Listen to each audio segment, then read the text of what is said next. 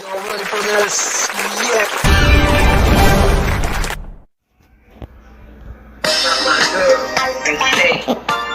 This is the Lisa Baxter Show, giving you the 411 and the kidney one. About my girl and say, this is. Shh, don't say anything. I know we're not supposed to go outside. I know we were on lockdown, but I just want to go outside for a little minute. I've been in the house for 3 long weeks, and I just got to get out of here, okay? I was either going to go through the window or the back door, down the chimney, whatever I do, okay? So I'm going out, all right? So y'all be out here with me, but don't say nothing, okay? So I'm the only one out here so far. Wait, what? I see Sister Agnes. Miss Agnes? Hi, Miss Agnes. Hi. Hello. Big hug, girl. Big hug. Yeah. Okay. All right. Back up, Miss Agnes. Now I said back up. Back up, Miss Agnes. What's the matter with you? I can't afford to get sick. Oh God, with my mask at, with my glove. Hey, I'm sitting on my own stoop, my own put. Get out of here, Miss. I said, stop it, Miss Agnes. I'm going back in the house. You know what? I'm gonna call that advocate on you. She does everything. I know she do. I got her on speed dial. That's right. Siri, put that girl on. What's her name? Lisa. This is the Lisa Baxter Show, giving you the 411 in the kidney world. Hey y'all, how y'all doing? Oh, I hope well and good.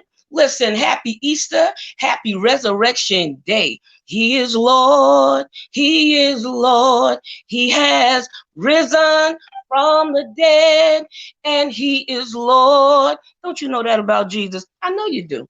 Okay, we are going to get on with the show, but I just had to say to you, I was hoping that you would have a good night, and I thank you for tuning in. I got such a wonderful, fantabulous guest. This guy is too much. Let me read a little something about him to you. All right. First of all, he's a student. He does accounting at a hotel. He's a kidney and transplant warrior. And he hosted a show on this very network. Yes. The name of the show was Kidney Disease Editorial. The brother was bad. I ain't mad at him. All right. So I'm going to introduce him now. And y'all give him a big warm welcome. Kenneth Sorenson.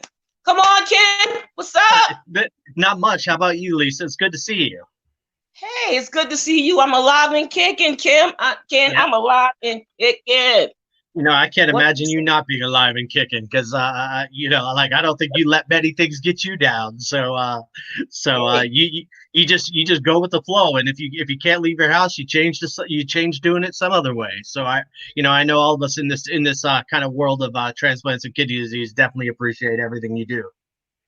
Oh, wow. Whoa. I'm getting an introduction after I introduced you. Yeah. I ain't Yeah. mad at you, Ken. Well, you're one of my favorite people. You know that.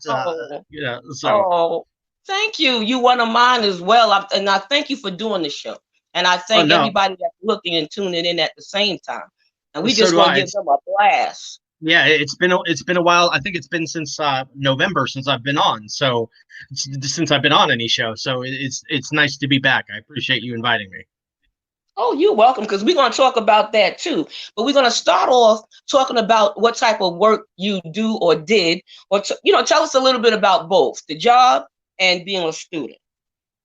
Well, before I got sick, I managed luxury hotels for a good bit of my I'll say adult life. And then when I got sick, I just got to the point where I couldn't do it anymore. Then I was on dialysis for about 5 years, that kind of thing. And the night I got my transplant, one of my old bosses, who I care about tremendously, visited me. She's like a second mom to me, and she said, "Hey, when you're feeling better, if you want to work a little bit in the hotel, let me know." And so I decided to do that. And then I'd always had the dream of going back to school, and like just kind of everything lined up. And so last August, I started back in school. It's been more challenging than I thought it would be, but it's been great. But now what I do is I work part-time at the hotel doing accounting stuff. And then I also work part-time at one of the Charleston County Housing Authority, helping out with human resources. Obviously, both jobs are on hold right now, but that's what I've been doing. I kind of do both of those to supplement, the income I have. Wow. Wow. Well, that was nice of her to even care enough to, to give you that option. Some people, they find out you sick, something wrong with you. They be trying to either get rid of you or, make you more, I hate to say it because I've been there, make you more frustrated enough to quit or go out on leave or permanent leave. So whoever your supervisor is or was, kudos to her. Well, and the good thing about her is she, like I left working with her when I got sick.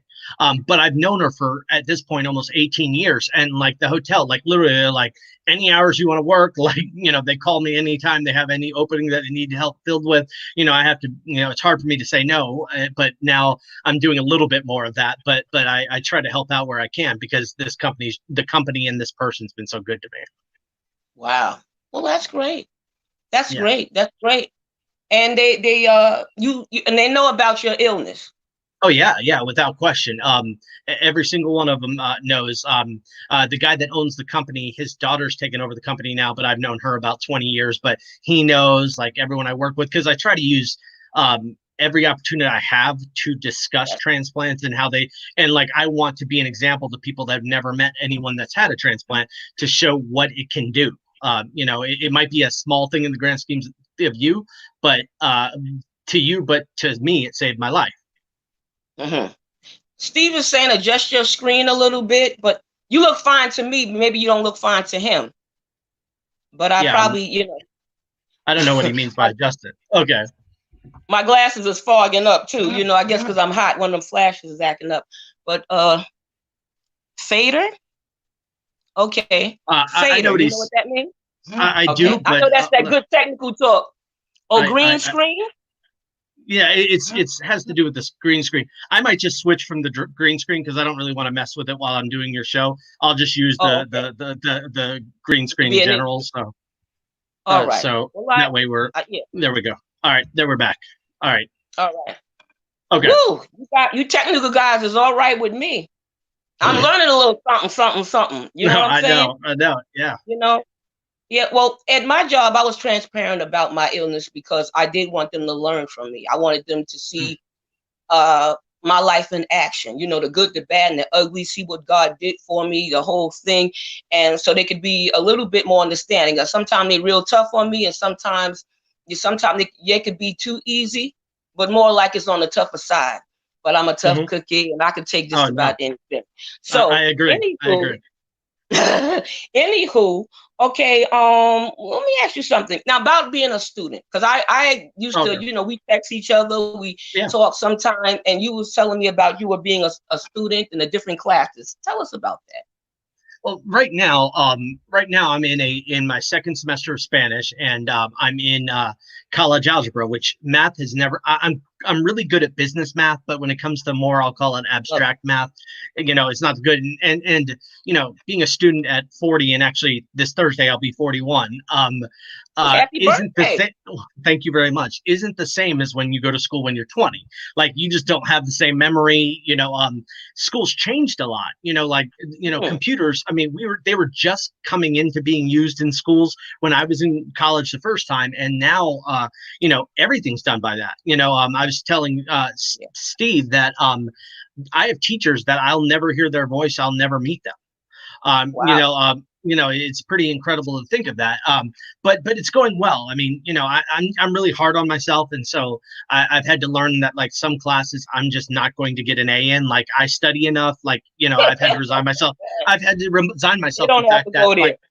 Well, my thing is I have to resign myself that I've done everything I can do, or how about this, everything I know how to do. Yeah. And I mean, I'm getting tutoring and stuff, but this quarantine's helped me out a lot because right now I have an A in that math class, which I'm amazed by, and then the Spanish class I'm pretty close to an A, and I might be able to pull one out. So Well, So this yeah, was a blessing in disguise for you. So you know yeah, about yeah, the hypotenuse. I used to love yeah. math. You knew about the hypotenuse and stuff. And I'll go, como está usted? It's usted. And you All would right. probably Yeah. and you would I say forgot. como Yeah. you would say como estás because you and I are familiar, and so you would Right. say como estás, and I would say Bien. muy cansado. No, I'd say muy cansado y pero muy cansado pero muy bueno. I said I'm very tired but very good. Wow. So yeah, yeah. I mean, I've learned. Well, I you can. must be better than the Spanish people. They haven't even got on my back about it yet. But I only know 50 words. But I Oh, ain't fair mad at enough. you. You keep studying. Well, You keep studying. I'm You working my taught tail me off something. because my goal is to not get good grades in that class. My goal is to learn the language. So I try. I've caught up with people I go to church with that speak Spanish, and so I have try to have conversations with them to push me. I That's the best thing. I listen to Spanish music sometimes. Try to listen to television, just because even if I can't quite understand it, maybe I can pick out enough things where I Little get a things. Yeah. general idea. Maybe the next time I'll pick out more. But Wow. I'm trying hard. I wanna do well. So Well, so far you headed to that A, and you got balance. Look like you got balance in there, so I'm not mad at you, yeah, and I'm yeah. glad you're doing this kind of thing. Now, let's go down the road with your kidney story. Okay. How did you Mhm. find out that you had to deal or do dialysis? Well, probably about I don't know 7 or 8 years ago, and I don't remember how I was put in touch with this person. I'm guessing it was from a primary care doctor, but I'm not 100% sure because, like, it wasn't a big deal to me at the time.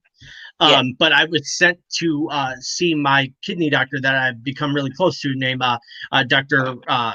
Bradley Kalinsky, and he's a great guy. And very early on, he said, "Hey, you're heading in the direction of needing a transplant." But I still didn't take it particularly seriously. And then I started to, and that's when he was like, we're to the point where we have to put you on. He's like, I really don't want to, but your numbers are just scaring me a little bit more than they should.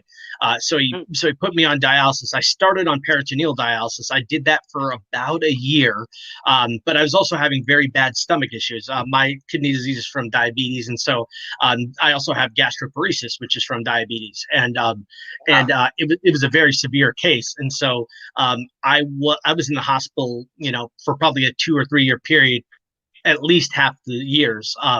And so they took me off of peritoneal because they're like, well, maybe that's making your gastroparesis worse. It ended up not, but like they were kind of grasping at straws. And so then I switched to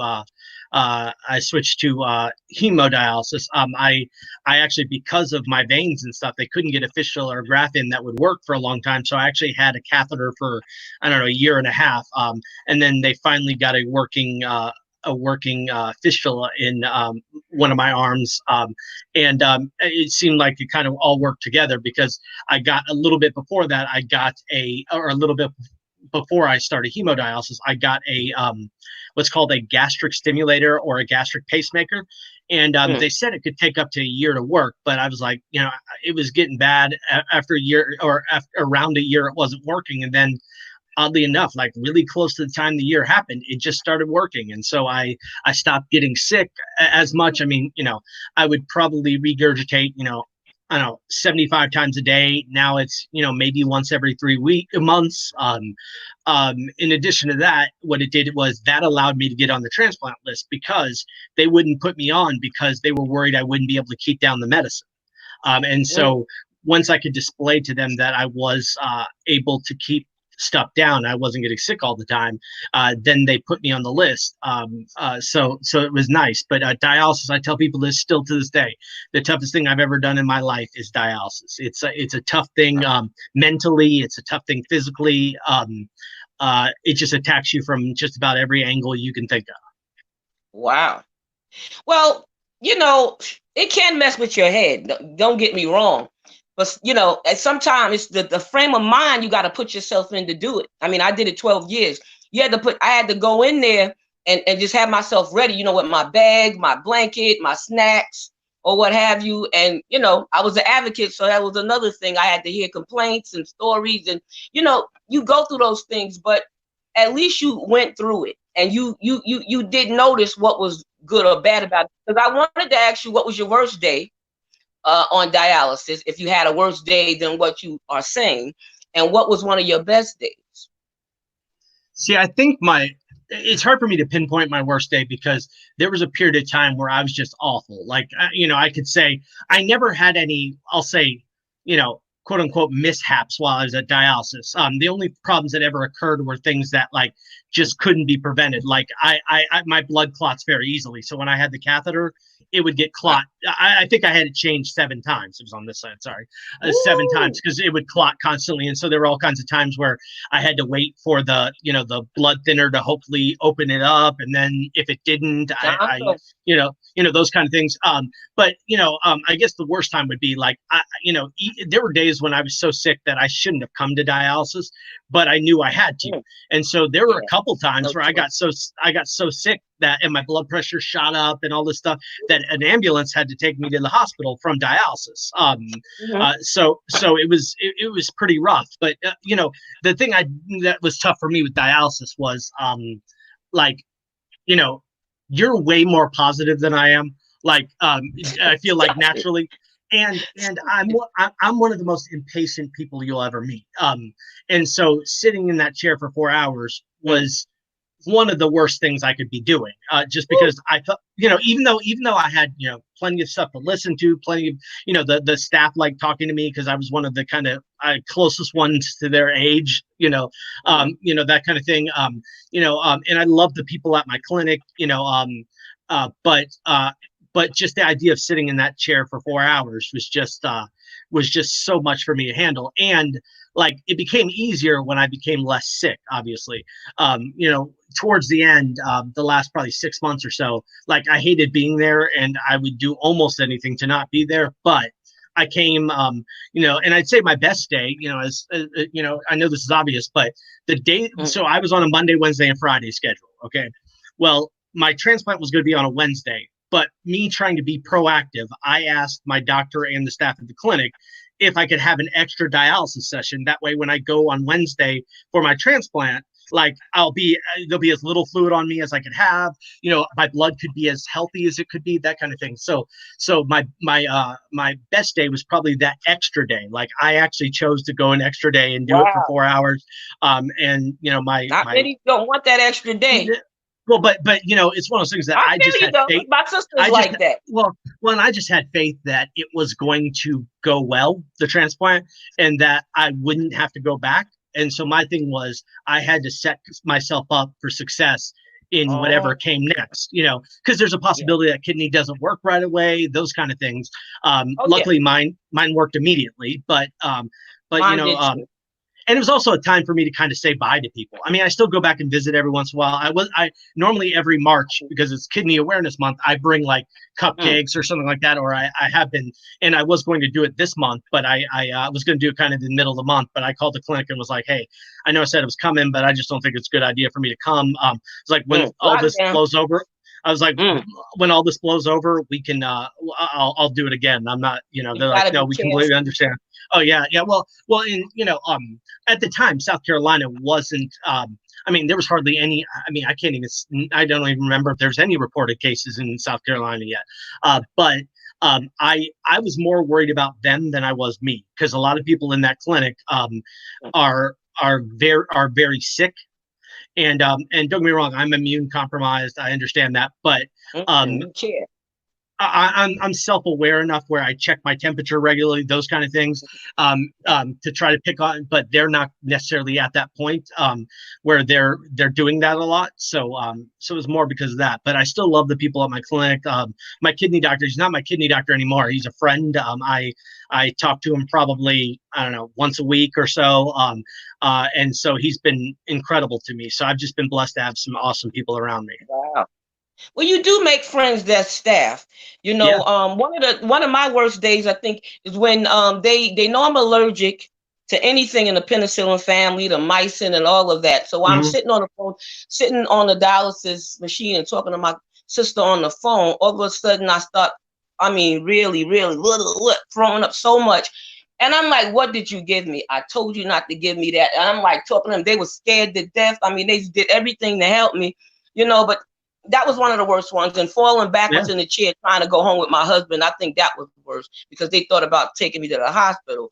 But did they give you dialysis before the surgery? Because they gave me dialysis before the surgery.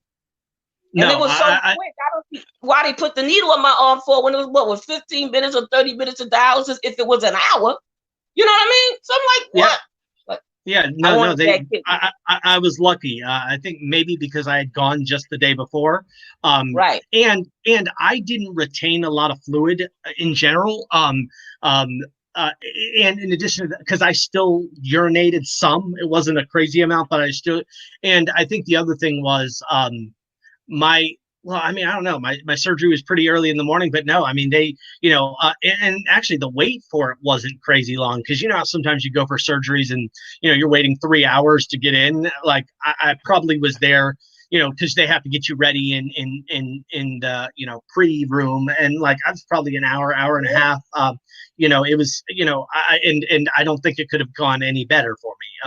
Wow. So I was, I mean, I tell people all the time that stuff can't be coincidence. And even like, the fact that a stranger, living donor donated to me, coincidences like that just don't happen. Wow. So it's a living donor you got? Yeah. I'm good friends with her. Her name's Tiffany. She lives about 2 hours away from me. I live right near I had her on my show before. She's amazing. We've become really good friends. And I can't imagine my life without her now. She's an incredible person, and I'm lucky to know her. Obviously, I'm lucky to have her kidney, but I'm lucky to know her. So you didn't get a call because you already had your donor? Well, no, I didn't. See, what happened was I was really on the transplant list for a year, but you know how it works. Like once you get on, it dates back to when you started dialysis. So mine wasn't like that. But go ahead. I was on so long that that's why they put me at the top of the list. But go ahead. I gotcha. So I was a backup 8 times. And actually I got the call about this donor on the 24th of January of not this past year, the year before.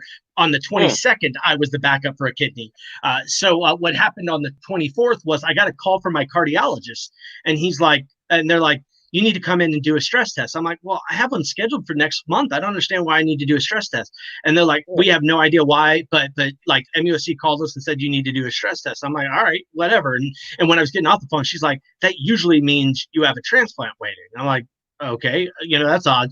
And that was at like 9 o'clock that morning. Well, at 6 o'clock at night, the hospital finally called me and said, hey, we have a complete stranger. All I can tell you is she's a 35-year-old female that wants to donate to you. And I was like, and she's like, yeah, she doesn't know you. She just wanted to donate to someone, and you happen to be the best match. And I'm like, oh, okay. Wow. And so when we did the pre-screening for the transplant, they asked me and her if we wanted to meet afterwards. And of course, I said yes, and she said yes. So we signed this paper saying we wanted to. And then at 7 a.m. the morning after the surgery, my nurse came in. She's like, your donor's walking around. She wants to know if she can come in. And I'm like, well, of course she can. And so we met then, and I've gotten to know her family. She's just an incredible person. What she originally wanted to do is she was going to donate to someone else, but unfortunately that person got too sick. And they waited about a year, and they were finally like, yeah, we've even lowered the standards slightly, and she still doesn't seem to be getting there. And so my donor's like, man, I've already prepared myself. Can you find me a match? And I happen to be the match. Well, since you got the kidney, did you have any issues or problems? How much medicine was you taking? That's too many questions, but answer one first, okay? No, I can go through that. So first of all, I've had absolutely no problems, none at all. I've never even had a time where they were even particularly worried about what was going on with me. There's been some times where they've had me redo labs and stuff because they thought the readings weren't right, and they ended up being right about that. So I started out, I believe I had 18 different pills I was on to begin with. And now I'm down to, I take Prograf 1 milligram twice a day. I take the generic version of my Fortic, and I take 540 twice a day, and then I take prednisone, and those are the only transplant medicines I'm on.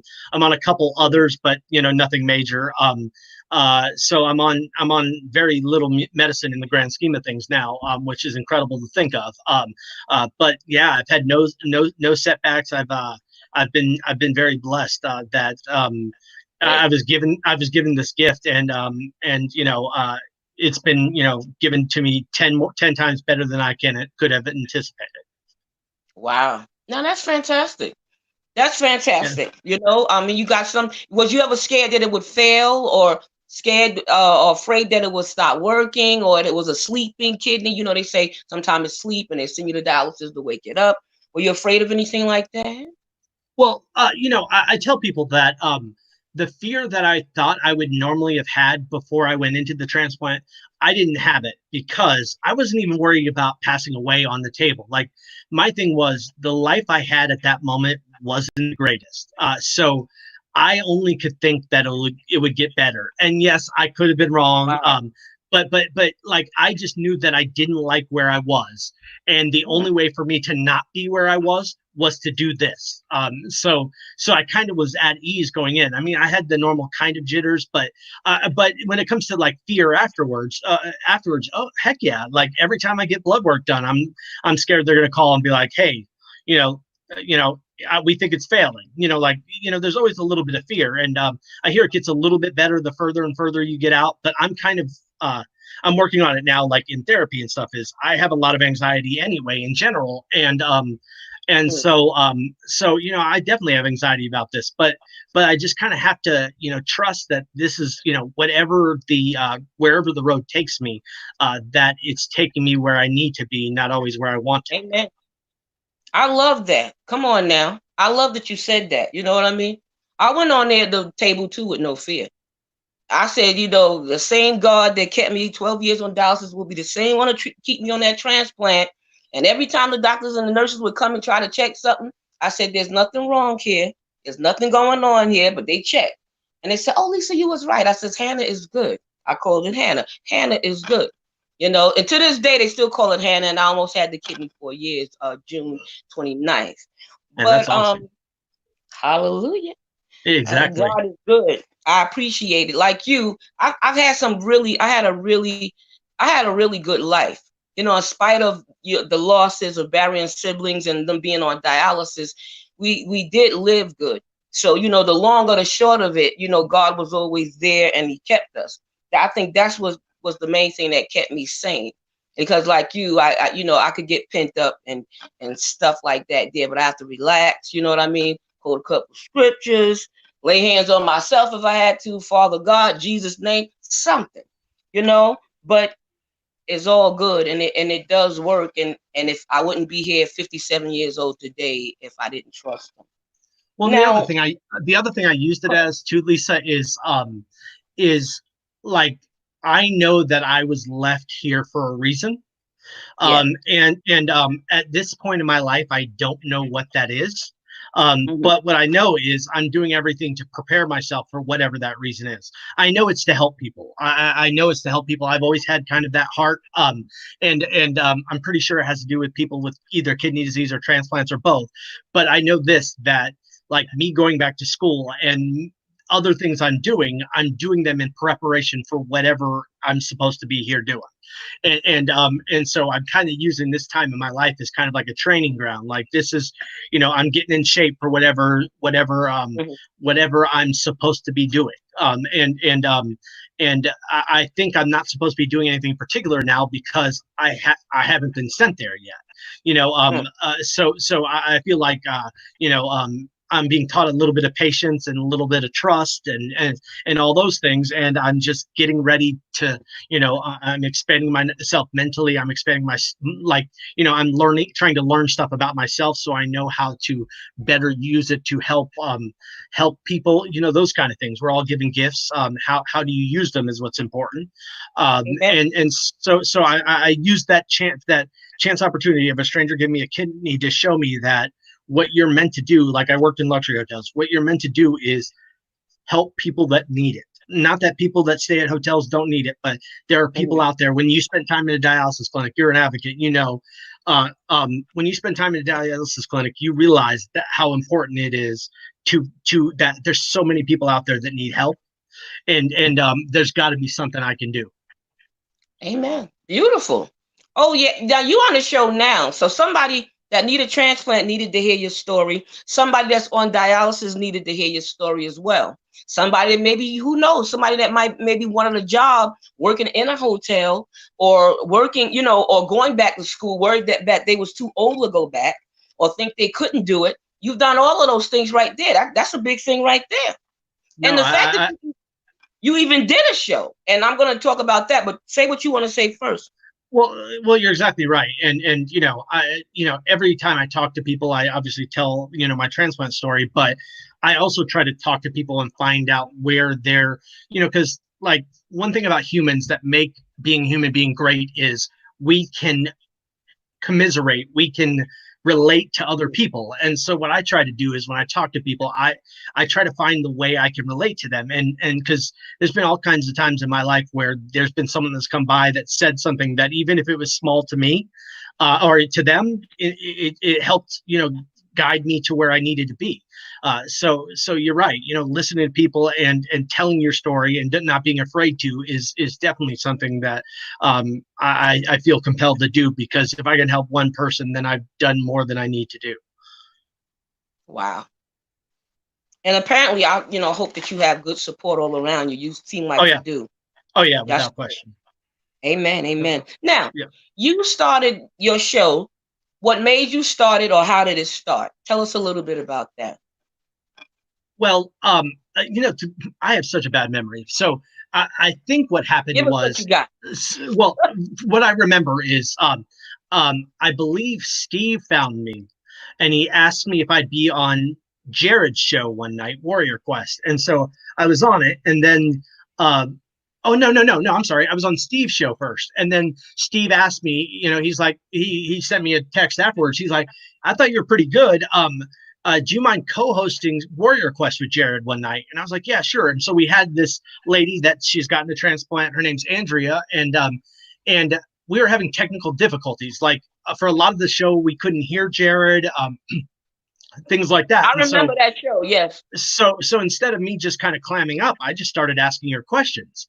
And when I got done, Steve was like, "Hey, are you interested in doing your own show? Because I liked how you kind of just jumped in and you obviously like talking." And so I started that. And how I started my show and why it was called Kidney Disease Editorial Edition with Kenneth Sorenson is how it started was I was just going to talk for basically, was it an hour at first? An hour about like kind of kidney related topics. And then really quick, I realized, not that I mind preparing for a show, but the amount of preparation in order for it to be at the quality level I wanted to be, to do a show of just me talking for an hour is difficult. I would probably put 15 to 15 hours in for a 1 hour show. And what I started to do also is I started meeting more people within kind of our community, and I met some fascinating people that I was like, you know what, I want to hear their story because I think they could add something that I don't know about. Or I used to joke that it was kind of selfish. I had people on my show that I wanted to know more about. And I figured there's some pretty good radio personalities that are amazing interviews. And one thing they say is I have to put people on the air that I find interesting, because if I find them interesting, then the interview will go better. That kind of thing. And so I always had people on that I found interesting, that I thought could share something with me that I didn't know, or added a perspective to this journey that I had no idea about.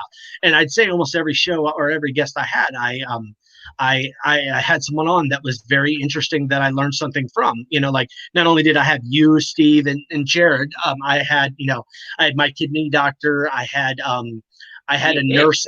I had a nurse at my transplant clinic. I had there's a doctor here in the Charleston area that's very well known. He serves minorities in the African American community. That's what he's made his life's passion. And his name's Dr. Thaddeus Brown. I had him on. I had Dr. Ken Sutha, who's is a kidney Oh yeah. transplant recipient and stuff. Really, yes.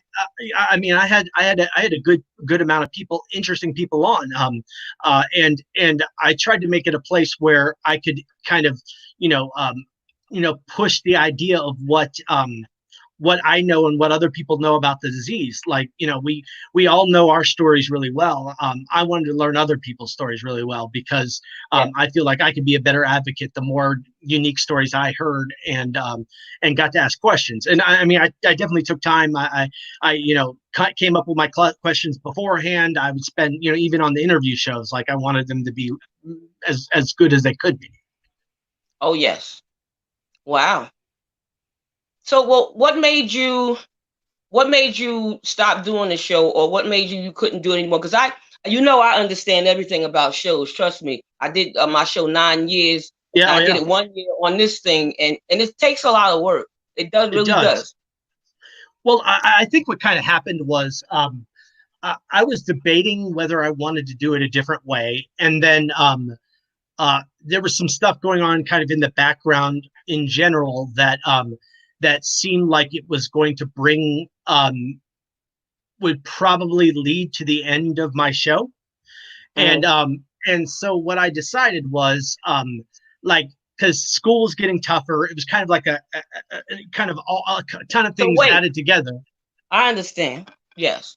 And there was a ton of stuff coming together, and I was like, you know what, like I feel like I can't, well, the kind of the term from the Bible, I can't serve two masters. Like I could All hit right. I could hit Love one, hate the advocacy. other. Mm-hmm. Well, I could hit advocacy really hard, or I could hit my school and kind of bettering myself for the future hard. Yeah. But I didn't feel like I could do both very well, and I didn't want to ignore either one. Or how about this? Give a half effort on either one. So Right. I decided, I'm going to take a break and do. I actually have, like, I've taped a few interviews with just people I ran into that I like and stuff like that, that I found interesting. I taped them on Zoom actually, and I have them, and I haven't released them yet, but I'm Mm-hmm. kind of, maybe one day I will. I don't know. I just know that what I'm doing right now is where I need to be, and I'm kind of Right. more active in the local transplant community, as opposed to, kind of national. Like, it's one of those things that you kind of have to, you try to take care of home first before you try I ain't to kind mad of at you. Mm-hmm. minister to other people or advocate for other people. Yes. Like, there's a lot of Okay. people, within 6 miles of my house that need help. So Mhm. Yes. Wow. Okay. Okay. Well, then that's great. Well, I was glad that you did the show, and I was glad that we could still even see it on Urban Health. You know what yeah, I mean? yeah, Some of them are on YouTube, right? And I'm yep, sure you probably have some of them somewhere. And I know yeah, Steve got all of them. So that's yeah, wonderful. Now, is there anybody? Because I know Steve has got to do a show after this one, and he's helping us out. yeah, Now, yeah. is there anybody, anything we left out, and anything that you would like to say before you give your shout out to who you want to give your shout out to? Well, I just want to say, I want to thank everyone from, that's been involved with Urban Health, because you guys have helped me a tremendous amount. And the reason I'm on this show in general, not just because, I'm a kidney warrior, but part of it's because, Steve, Jared, and then obviously, other people that are kind of associated, obviously you and Dawn, like you guys are all my big supporters of Uh, me. Stephanie, there's all kinds of people that were big supporters Anika, of me. well, yeah. Yeah. And Mhm. I didn't have I didn't know that I had an interesting story, and that I was decent at telling it until you guys told me I was. And so that definitely helped me out a tremendous amount. But one thing I want to say to everyone real quick is, hey, those of you that are on dialysis, man, I know it's tough. I mean, I know it's tough. I know there's days you don't want to go there, that kind of thing. And it's easy for me to say think positively. That wasn't easy for me either. But just know that there's a reason you're there, even if you have no idea what it is. And just stay as strong as you can. If you're having a bad day, there's all kinds of us out there. Reach out to us. We'll be more than happy to help you in any way we can, even if it's just listening to kind of you vent about how miserable it is. And just know that there are people out there that care about you, and don't ever feel alone. Okay, reach out to me. My name's Kenneth Sorenson. Find me on Facebook. I'm more than happy to. I don't get on Facebook much, but if you send me something on Facebook Messenger, I get that. So you're not alone. All right, just know that we know what you're going through, and we appreciate you, and we're here for you. Wow. Well, any shout outs before I end the show? Yeah, I mean, I definitely have to give a shout out to my family. Without my mother in particular, I wouldn't have gotten through that. I got to my niece, my first niece, was born a week before my transplant at the same hospital my transplant was in. So I wouldn't be enjoying her first year of life if it wasn't for my family. Obviously, Tiffany literally saved my life. I want to thank my kidney doctor, Dr. Kalinsky, and I want to thank. I've got a great, a good group of friends now. My friend Heather, that's my oldest friend. I've got a friend Jamie who's been really good to me since transplant and things like that. So I've got a great group of support, and I couldn't have done this without them. Wow, beautiful. Well, man, thanks again for having me on. I thank you for being on. I thank you for your time, your effort, your energy, your hard work, and your passion. Passion. So yeah, well, Lisa, I've talked to you about it. Like you're one of my role models when it comes to most of those things, because there's no more passionate person that I've met when it comes to helping people. And it's not just kidney and transplant things. I mean, you send me things sometimes that have nothing to do with that, just because you thought you would think I'd want to see it. So I appreciate everything you do, and there's a lot of people out there that has made it through this journey because of listening to your kind words in general. So thank you very much for having me on. Well, thank you, kind sir. Thank you for paying it forward. Yes, yes, ma'am. All right, a nice night. And happy Easter. Happy Easter. Happy Easter. All right, bye-bye. Bye-bye. Well, you guys had the long and the short of it. Didn't I tell you? And I kept my word. Well, enjoy the rest of your evening. Enjoy your family. Enjoy God. Enjoy this day. And thank you for tuning in. I love you from the bottom of my heart. Blessings.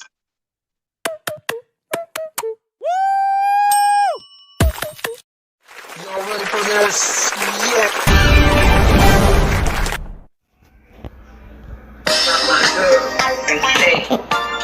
This is the Lisa Baxter Show, giving you the 411 and the kidney one.